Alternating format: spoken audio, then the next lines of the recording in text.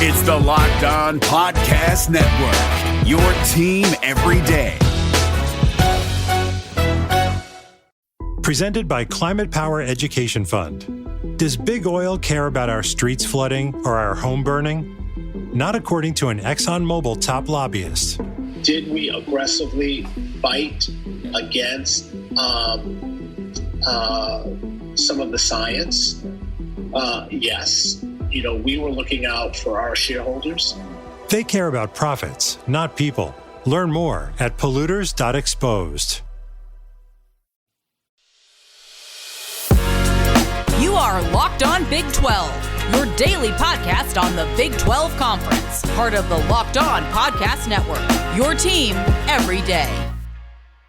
Hello, everybody. Josh Neighbors here on the Locked On Big 12 podcast. On today's show, it is August 12th, 2021, and we discuss all things Baylor Bears football with our man Garrett Ross of 24/7 Sports. He was the breakdown on how things are going in camp for the Bears right now, the sanctions just came out for them, and how they move forward as a program. All right, a whole lot going on in the world of the Baylor Bears, so we bring in our Baylor expert, Garrett Ross of 24/7 Sports. Garrett, long time no talk. How are you, my friend? I'm good, man. How are you? Good. Probably, it's been such a busy time with all the Big 12 stuff, and things kind of seem to come out of nowhere. That's how I felt yesterday when we got word. I think it was Ralph Russo of the Associated Press who said, "Hey, look, the results from the NCAA are going to come down from the past. What happened?" And it kind of came out of nowhere. Like, how did you feel on your end? Do you guys see it coming? Do you guys know what's happening this week? No, I mean, to me, it kind of came out of nowhere as well. Like I kind of caught wind of it about the same time everyone else did. And then once the news became public and we were able to talk with the president, Linda Livingstone, and AD Mac Rhodes, they revealed that, themselves, they only found out about an hour prior to it going public. So I think it was one of those things where it kind of caught everybody by a little bit of a surprise. And so the punishments, it sounds like there's a couple things to go through here, right? So there's probation, show cause for one of the oldest, I forget what the position was, but can you kind of explain what the ramifications are there, what Baylor's going to be facing? Really, the main thing to worry about is you're going to have to vacate wins from 2011. None of the other seasons, because you're looking at that timeline from 2011 to 2016. 2011 is going to be the only year they vacate wins. And then they're really going to get hit on the recruiting side where you have limited amounts of on-campus visits and just time to engage with these players. And it's really unfortunate because if you look last year, it's kind of the same boat that Randa and them were in, as far as recruiting goes. You have limited access. You can't bring players on. So it's kind of here we go again with Baylor. Yeah, and I saw they're going to limit the number of visits they get, right? And so it's going to just make things a whole lot more challenging for a staff that really needs all the help they can get. And look, it was unfair the way things started off for Dave Aranda. Having to come in as a new coach and having to work with that is just very difficult. And I found Dave Aranda to be I've said this before, very introspective guy. Like, he is very much somebody that lets you know what he thinks of his own performance, which right. I really love, because how often do we talk about the culture and kind of the party line coming out of all these places? And he talks about, his own failures, right? Totally forget Larry Fedora, right? Not right, something that worked out. And he's been very reflective about that. And then bringing in Jeff Grimes and the changes. I love how honest Dave Aranda has been. And that's why it makes me upset that he has to deal with more of this crap. That was nothing to do with him, right? It was a decade ago. It really was. And that's kind of the messed up thing with this whole ordeal and why the NCAA is so irrelevant, because this is a matter that should have been handled, 4 or 5 years ago, right? And I understand it takes time to go through the layers. You have Pepper Hamilton. There's so much there you got to work through. But I feel like it's something they should have dove into and taken care of. And this regime shouldn't be having to fill the results. This is something maybe even Jim Grove during his a short tenure should have dealt with, or Matt Rule during his time. There's no way that we should be at a point where this is Coach Aranda having to clean up and deal with this mess. Right. And yeah, when I said decade ago, obviously some of the stuff started, I think, back then, right? 2011 was where some of these things began. And this brings up a really interesting case. Because the NCAA here said that athletes were not getting preferential treatment because there was a campus-wide culture that lacked accountability. Go ahead. That's true. I mean, look, I've lived in Waco, man, forever almost. I'm 36. I've been here for most of my life, and that's something where you've kind of known about. It's nothing that should caught anybody off by surprise. The difference is you started seeing it from football players, guys coming in, and that's why it took the mainstream. But they're right. There was a major problem going on over there, and I think that's what made it difficult by nailing it down. But if those football players, it's kind of, I don't know if I want to put, you got to be careful with how you say it, but if the football players would have been the ones getting caught, this is something that probably never would have gotten addressed. Right. Which is really sad and upsetting. Right, absolutely. That's why this brings up the conversation is, what is the NCAA's place in judging with morality, right? Right. I think some, and maybe rightfully so, some Penn State fans would be upset to say, well, we got the hammer put down on us for something that was criminal. And once again, this is not me saying what happened there was okay, but it's the criminal aspect of it, right? The moral, just absolute bankruptcy of what was happening there. They might say, well, why do they get off? And so that's where I feel weird about this. Like, sure, the NCAA might not have anything in their bylines, their guidelines about how they handle cases like this. But if you're a victim, of what happened, and you sit here and you see the program kind of getting off scot-free, I could see why you'd also be really upset too. So there's so many moving parts here about what this affects. No, I mean, that's very true. And I could see how people would definitely, take that viewpoint of, oh, well, they got a slap on the wrist and look at everything that was going on there. But at the same time, I think there's been so much time that has gone by, and Baylor has cleaned house. There's not one person on the staff, administration, or anybody who was there when those events took place. And I think that you could really listen. You can even go back and read the statement that President Livingstone and Mack Rhoades released yesterday, or you can listen to their press conference. They owned it. I mean, they have taken the necessary measures that the regime who it happened under should have taken, that they didn't. So I think you're seeing that. President Livingstone, she opened a conversation yesterday by saying she's personally reached out to all of the victims. A majority of the victims. She's met with them. She's cried with them. Dave Aranda opens his press conference with us yesterday talking about I've been up all night, and he showed more compassion and had nothing to do with it than you ever saw from Bryles.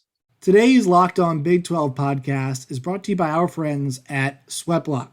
Hey guys, there are a few things in life that are just not fun to talk about, and one of them is excessive sweating. When you're just sweating through your shirts for no reason, it's embarrassing, right? And this happens a lot during the summertime. Even after you shower after a workout, it's just hot outside, and so you just keep sweating. But Sweatblock is here to help you. It's doctor created, doctor recommended. It works up to 7 days per use. Dry shirt guarantee. If Sweatblock does not keep you dry, you get your money back. Featured and tested on the Rachel Ray Show by firefighters. It's also been an Amazon bestseller for the past 10 years with over 13,000 reviews. It's also made in the good old US of A. If you or someone you love is dealing with this, you have to check out Sweatblock.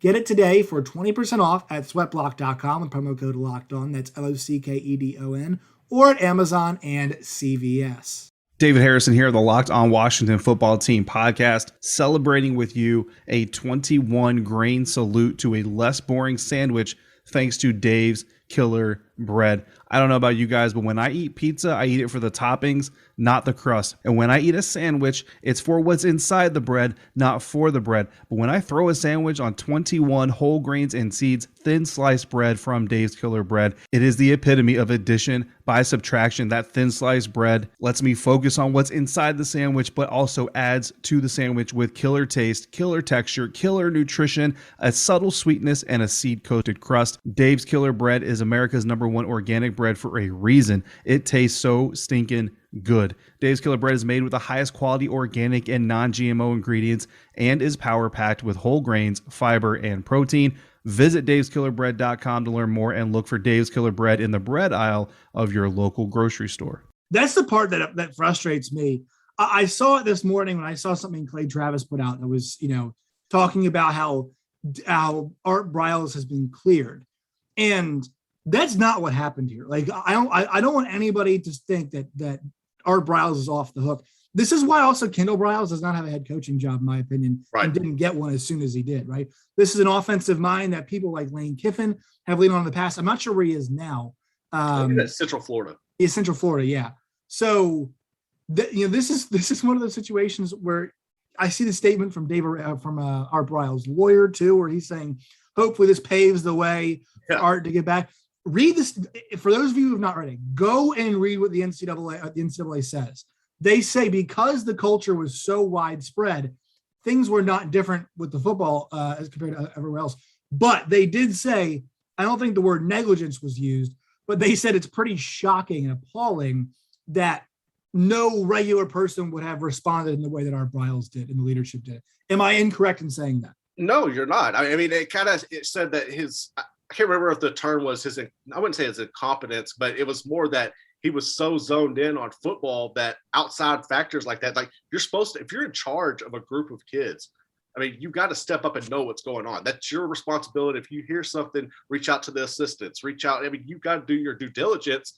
And he never did that. He was more worried about the wins. And if I get this, then we'll get the stadium over here. There's so much to it. Yeah, I mean, he was negligent. That's just no other way to put it. Yeah, they say that they were deeply troubled by Briles' quote, incurious attitude toward potential criminal conduct by his student athletes.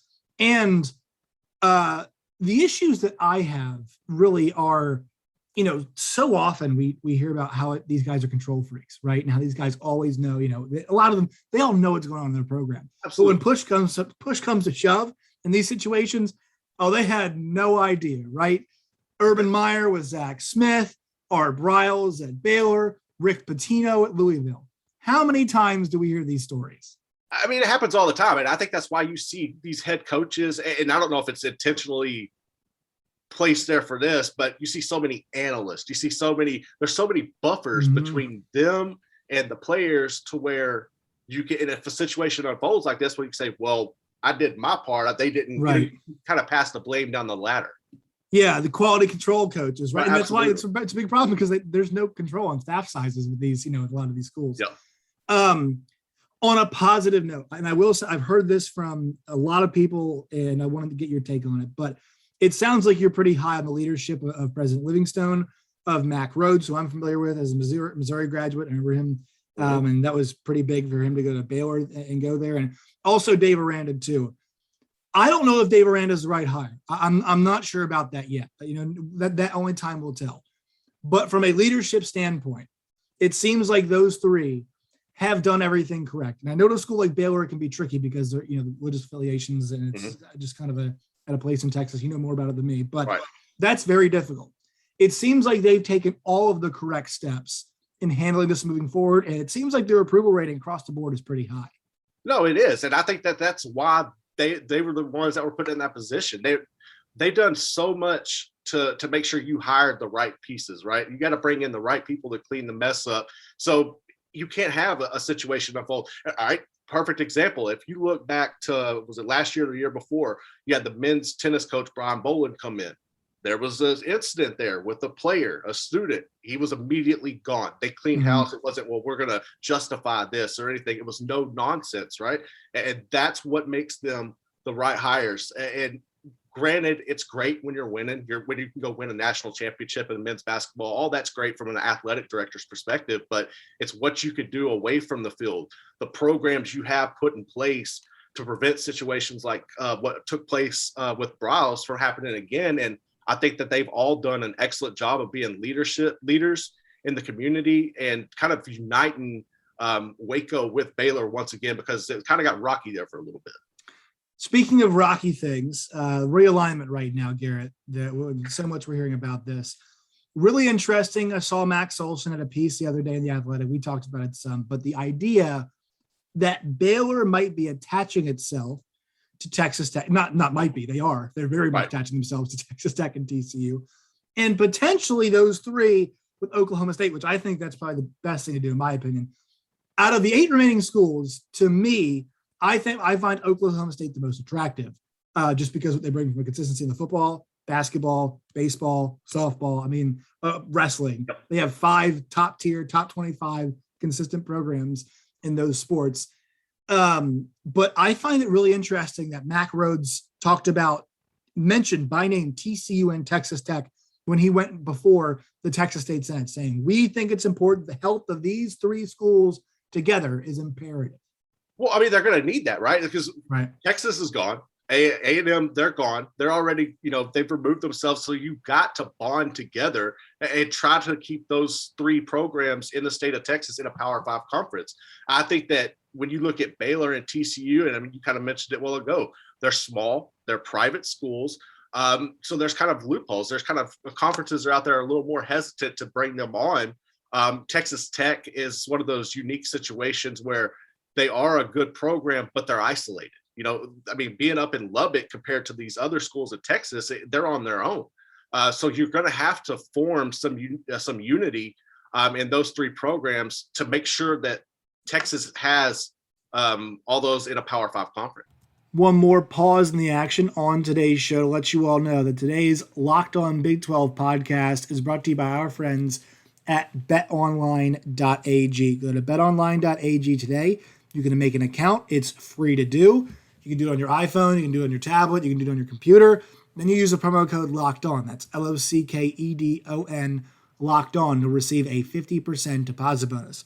Whether it's the NBA Summer League, NHL, MLB, NFL, college football futures, UFC, boxing, Formula One, whatever it is you want to bet on, you can at betonline.ag. Once again, go there today, sign up, it's free to do, then use the promo code Locked On, LOCKEDON, for your 50% deposit bonus. Bet Online, your online sportsbook experts. Today's show is also brought to you by RockAuto.com. RockAuto.com is the best place to find affordable parts for your car or truck. If you go to rockauto.com today, you can see their selection of thousands of parts from hundreds of manufacturers. Why choose to spend up to 30, 50, or even 100% more for the same parts from a chain store or a car dealership? That's why you use rockauto.com. Go to rockauto.com right now and see all those parts available for your vehicle. Right, Locked On in their How Did You Hear About Us box. That way they know we sent you. Amazing selection, always low prices, all the parts your car will ever need. That's rockauto.com. If you had your druthers, what would you make it look like? Would you do a Big 12 that retains those remaining 8 plus a BYU, a Boise, a Cincinnati, a Memphis, an SMU, a Houston? If Garrett was conference commissioner and they said, all right, Garrett, you get to move the puzzle pieces the way you want to, how would you construct it? Man, I think that would be ideal, right? If you can go and get Houston, I think getting SMU would be good. Maybe Memphis, considering if you're wanting to hold on to West Virginia, throw Cincinnati in the mix, give them somebody close to as well. I think you could build on it like that. If you get to a point where you see Kansas or K-State, Iowa State, anybody saying, well, you know what, we are going to go to the Big Ten, then you need to evaluate, because you're going to have to, I don't think you're going to be able to hold it together anymore, right? Right. Like you have to seven seems like the tipping point, right? Seven really seems, and they're right up against it now. And I think that's why you saw, was it last week, where the news come out that they are trying to actively work with the Pac-12, because they know that. I think the first and foremost, they want to try to hold it together, bring in a couple of these programs. But if it looks like that's not going to be the case, you got to tie it with somebody. But yeah, that would be my first thing. I would try to bring in, your Houston, SMU, Memphis, Cincinnati, and just try to roll with it. Right. And those programs, they've got Power 5 programs like capability there. It'd be interesting to see what UCF and people have mentioned USF. I don't see there's not much appeal there. UCF potentially is an option, right? I'm not sure they are in any hurry to move, but I think that one's really interesting, obviously. Yeah, even like you could say, well, I think what really hurts programs like Louisiana or Coastal Carolina, while You can even throw UCF into this one. They are great at football. They really are. Right. But at the other sports, could they compete at that level? And I think that's what's really hesitant about bringing them in right now. But yeah, I mean, it would be a good fit if you get somebody like UCF, but it's got to make sense. Yeah, I would say this. Houston, actually, this is really weird that we bring this up. Houston, SMU, Cincinnati, and Memphis could all compete in the Big 12 in basketball. They might not be at the top because this is such a damn good basketball conference. I mean, Baylor, the worst team they have is Kansas State, and Kansas State, made the Elite Eight, 5 years ago, 6 years ago, they were Elite Eight. So, it's your weekly program. You got Kansas still, Iowa State traditionally always good. Oklahoma State just had the number one pick. So, you go through all these teams and still have a lot of quality when it comes to the basketball side. Obviously mentioned Kansas too. But yeah, it's such an interesting kind of predicament. Moving forward to the actual football. So the quarterback battle at Baylor is where everybody's going to start, right? Right. This has not gone well because nobody has put their foot down and said, I'm taking this job. Jacob Zeno, I think, made the best accounting of himself a couple of years ago in that Big 12 championship game. And obviously, had some other appearances along the way too. But he struggled in the spring game, right? The accuracy was a huge issue. So what do you think, what's your read of the quarterback competition right now at Baylor? It's crazy because you are seeing that nobody has stepped up to separate. They are, neck and neck when you're out there watching them make the throws. Coach Aranda was asked about that, and he said that he wants to get it before you go into the game. He doesn't want to be going into Texas State saying we're going to have to rotate quarterbacks. He wants to nail somebody down. I feel like it's going to be Gary Bohannon. He seems to have a little more I'm not going to say upside, but he's separated himself a little bit, in my opinion. So if I had to pick a day one starter going into San Marcos, I'm going to say it's Gary Bohannon. Yeah, it's so interesting. I lean Zeno because I love the ceiling. But look, if the guy's not consistent enough, it's not consistent enough. And I was doing my quarterback power rankings the other day, and I was like, look, whoever comes out of this battle, they're probably the 9th best quarterback in the league, right? So they're not going to be in a great position. How about the rest of the offense? I like the guys they had at running back last year, but blocking for them was a huge issue. That offensive line was a disaster at times. How are things up front this year for the Bears? Well, the scheme coming into this new offense with Grimes and the wide zone blocking that they're bringing for BYU is really beneficial for these guys. It's kind of giving them more room to work with. You have your angles, you can pull. It's a lot easier. So I think that's going to help with the blocking. It also creates, bigger running lanes from the jump for guys like Ebner to get in there and break off runs. So I think that it's going to be better. Pass blocking, I'm still a little concerned, but they are showing progress there. But the cool thing to keep an eye on is going to be the tight end position. I think that you're going to see a total different way that the tight end is utilized in Grimes' offense compared to with Fedora last year. You're going to see a lot more throws to the tight ends. You're going to be very active in the passing game, not just, people going out there blocking. And, we had opportunity to chat with Ben Sims, and he's really excited about it. And all of those guys are. And at the point, they don't really care who the quarterback is. They just know that they have confidence in whoever's going to come and spin the ball to them. It's going to be a fun offense this year. It's a pretty old group to an offense, right? The wide receivers are pretty old. Tight end, they're pretty old. Quarterback, the guy is going to, be somebody who's been there for a couple of years. Tristan Ebner, obviously, is a guy we're familiar with. So it's not like they don't have any experience. It's just the problem is consistent winning experience is kind of what they lack. Would you agree with that?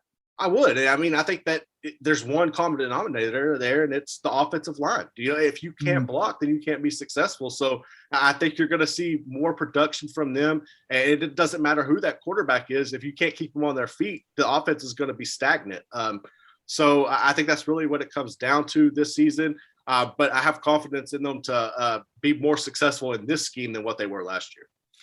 So let's talk about the defense, because I thought last year the fact they had a top 50 defense was really impressive considering how bad the offense was, right? Mm-hmm. I say this all the time. You mentioned the offensive line. Bad off, like if you're I know the game can be won in a lot of places, but it's like a baseball, it's baseball golf tournament, right? You can't win a tournament on Thursday, but you can lose it. You can't always win games the offensive line, but they can lose you all the games you want, because Absolutely. it puts your offense in a bad spot. It puts your defense in a bad spot, and it puts your defense on the field in bad spots more often. And so I thought the fact they maintained a top 50 defense last year with how inconsistent the offense was, I think that bodes well. And I think we all know Dave Aranda. It's going to start for him with the defensive side of the ball. No doubt. I mean, and also you got to think they were learning a whole new defense last year with no offseason, and you come out there and you lose Terrell Bernard in that Iowa State game. Your leader is, you've lost him for the season. You had Jalen Petrie, who ultimately stepped up and finished with 60 tackles and led the team, and you returned both of them. Terrell Bernard is healthy out there. You returned 10 starters on defense. You finished 7th in the Big 12, but you had those obstacles. Now you have a full offseason. You understand what you're doing. You bring in the transfer from LSU, Apu Aka, and he's going to be a force. He's real dominant in the middle, and that was something that defensive lineman TJ Franklin had mentioned to us the other day in practice was, we've had nose guards and we've had people in the middle in the past, but we haven't had a dominating guy like this. So I think that experience that he had from that run with LSU that in the national championship, and being familiar with Aranda, Dennis Johnson, the D-line coach, you're going to see that pay off this year for Baylor. Yeah, I'm excited to see this defense work, especially those two guys, Bernard and Petrie, because, I think we're pretty confident what their upper bound limits are. And this is a Baylor team that this year wants to be built off defense. Look, I think they've got a chance to start 3-0, which is, I think sometimes even if you beat bad teams, it's actually like the false sense of competence is fine, right? And they're going to play Texas State. They're going to play, I think the second game was Texas Southern. They're going to play KU. And look, I love Lance Leipold. I'm a huge fan of his. He showed up in May, and I was hearing the other day from Justin Newell, Kansas City Star, basically said that they were asking about his quarterbacks, and he's like, it was great to see him throw because I haven't seen him throw yet, right? It's his first time I've seen all the guys together. So I love you, Lance Leipold. Keep it rolling. But this sets up for Baylor should be close to double-digit favorites in all three of those games, right? No, they should. I think that there's no reason Baylor shouldn't come into the season and go 3-0. Obviously, you're going to have to – it's going to be testing early on. And I think it's really good for the offensive line because you can get reps in practice, but it's not the same as, what you're going to see in that game. So I think it's going to be really good to be able to get out there. I really think that they shouldn't have a problem with any of those games. They'll probably be close in the first half, but I think the Baylor's depth and talent in all three of those matchups will help them separate in the second half of all of those games. Yeah, I like the fact they kind of get a little runway, right? They kind of get themselves, get it going, and then they play Iowa State, which is obviously it's going to be a challenge. But they were close with Iowa State last year, right? And they had Brock Purdy's number in that first half. I will say, though, Brock Purdy did turn his entire season around. Brock Purdy, to me, Brock Purdy's legit. I think that, man, their offense it's going to be fun to watch the Iowa State offense, the Baylor defense. So I still think Iowa State has the edge in that. But, man, that's going to be a lot of fun. You think Baylor's a little bit closer than people think? Absolutely. I think people kind of when they see it from the outside, right? You look at Aranda, you're like, well, he doesn't have any energy. You don't see him in practice. You were going off of what you had last year. So we've got to see a different Aranda this year. Vic Valoria, bringing him over at the strength and conditioning really changed the tone of this team, and their energy is through the roof. Is can you transition that into the games? And that's what we're going to have to see. Awesome. Garrett Ross, 24/7. Tell people where they can find you and your work. Catch me on Twitter @_Garrett Ross. We got all the Baylor content going, some high school nuggets as well, all recruiting all the time. That's where you can get me at. All right, Garrett, we appreciate you giving us some time today. Thanks, man. That will do it for today's show. Make sure you follow us on Twitter @LOBig12. You can follow me personally @JoshNeighbors_. Until next time, my friends, as always, stay safe.